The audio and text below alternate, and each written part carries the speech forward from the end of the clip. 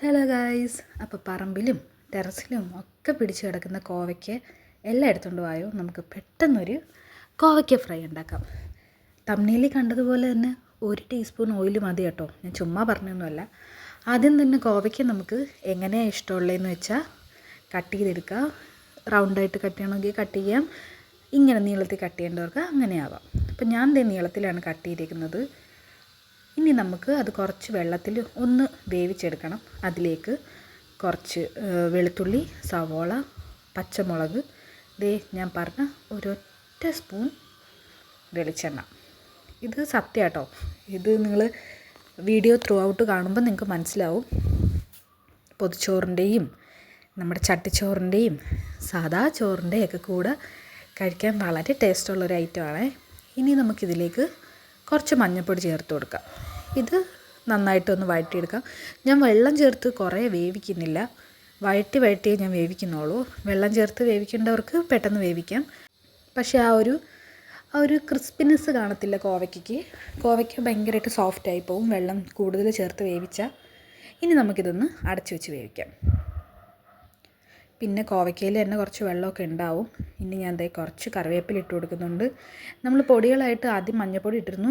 ഇനി ഈ മുളക് പൊടി മാത്രമേ ഇടുന്നുള്ളൂ, വേറെ ഒരു പൊടിയില്ല. ചിലർ മല്ലിപ്പൊടിയൊക്കെ ഇടുന്നുണ്ട്, പക്ഷെ അതിൻ്റെ ഒന്നും ആവശ്യമില്ല. എന്നാൽ ഇടേണ്ടവർക്ക് ഇടുകയും ചെയ്യാം കേട്ടോ. നമ്മൾ സാധാ വഴുക്കുവരട്ടിയൊക്കെ ഉണ്ടാക്കുമ്പോൾ കുറച്ച് മല്ലിപ്പൊടിയൊക്കെ ഇടാറുണ്ട് ചിലർ. എനിക്കിവിടെ അതിൻ്റെ ഒന്നും ടേസ്റ്റ് ഇഷ്ടമല്ല. കോവയ്ക്ക ഇങ്ങനെ റോ ആയിട്ട് തന്നെ കഴിക്കുന്നതാണ് ഇഷ്ടം. ഇനി നമുക്കിത് കുറച്ച് നേരം അടച്ച് വെച്ച് വേവിക്കാം.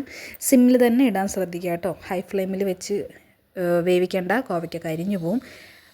മുരിച്ചെടുക്കാനുള്ളതാണ് നമുക്ക് ഈ മെഴുക്കുവരട്ടി. അപ്പോൾ അടിയിലൊന്നും പിടിക്കില്ല.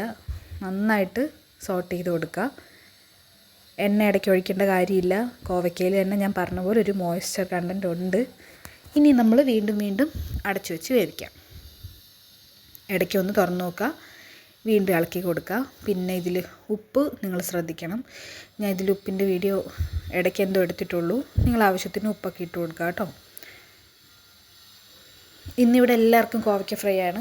ഇവിടെ എല്ലാവർക്കും ഭയങ്കര ഇഷ്ടമുള്ള ഒരു ഐറ്റമാണ്. എനിക്കും ഭയങ്കര ഇഷ്ടമാണ്. നമുക്ക് ഉടനെ തന്നെ കോവയ്ക്ക പൊടി പുരട്ടിയും കൂടെ ഉണ്ടാക്കാം കേട്ടോ. അത് വേറൊരു അടിപൊളി ഐറ്റമാണ്. അപ്പോൾ ഇന്നത്തെ ഊണിന് കോവയ്ക്ക ഫ്രൈ ആയിരുന്നു.